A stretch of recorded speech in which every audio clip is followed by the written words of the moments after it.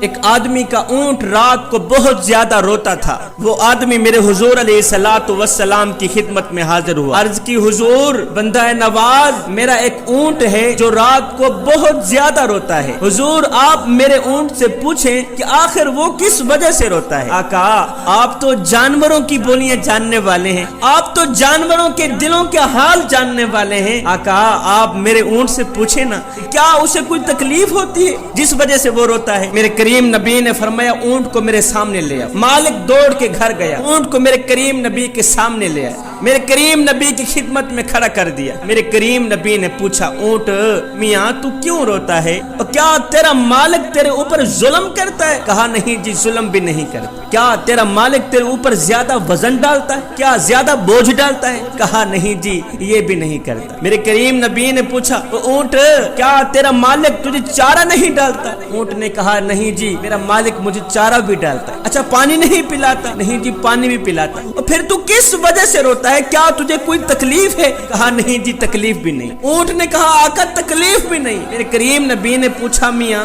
آخر تو کس وجہ سے روتا ہے، وجہ تو بتا۔ اب اس اونٹ نے جو وجہ بیان کی، جوانو دل کے کانوں سے سنیے گا، اس اونٹ نے کہا آقا میرا مالک رات کو عشاء کی نماز پڑھے بغیر سو جاتا ہے، میرا یہ جو مالک ہے نا رات کو عشاء کی نماز پڑھے بغیر سو جاتا ہے، اور جب میں اپنے مالک کے بستر کے نیچے جہنم کی آگ کو اپنی آنکھوں سے دیکھتا ہوں تو میری آنکھیں چھم چھم برسنے لگ جاتی ہیں۔ میرا مالک رات کو عشاء کی نماز پڑھے بغیر سو جاتا ہے، اور جب میں مالک کے بستر کے نیچے جہنم کی آگ کو جلتا دیکھتا ہوں تو میرا دل روتا ہے، جب دل روتا ہے تو میری آنکھیں بھی چھم چھم برسنے لگ جاتی ہیں۔ میرے کریم نبی نے اس بے نمازی مالک کی طرف دیکھا، دیکھ کر کہنے لگا او اللہ کے نیک بندے نماز پڑھا کر، اگر نماز نہیں پڑھے گا تو یاد رکھنا قیامت کے دن تجھے فرعون کے ساتھ اٹھایا جائے گا،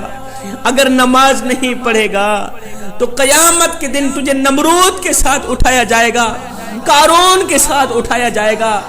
میاں جس صف میں اللہ کے دشمن کھڑے ہوں گے، فرعون کھڑا ہوگا، نمرود کھڑا ہوگا، اور بھی بہت زیادہ دشمن کھڑے ہوں گے، تجھے بھی اسی صف میں کھڑا کر دیا جائے گا۔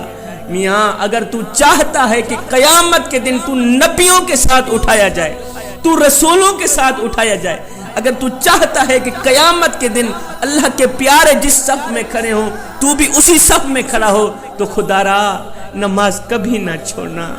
نماز دین کا ستون ہے جوانو، نماز میرے کریم نبی کی آنکھوں کی ٹھنڈک ہے۔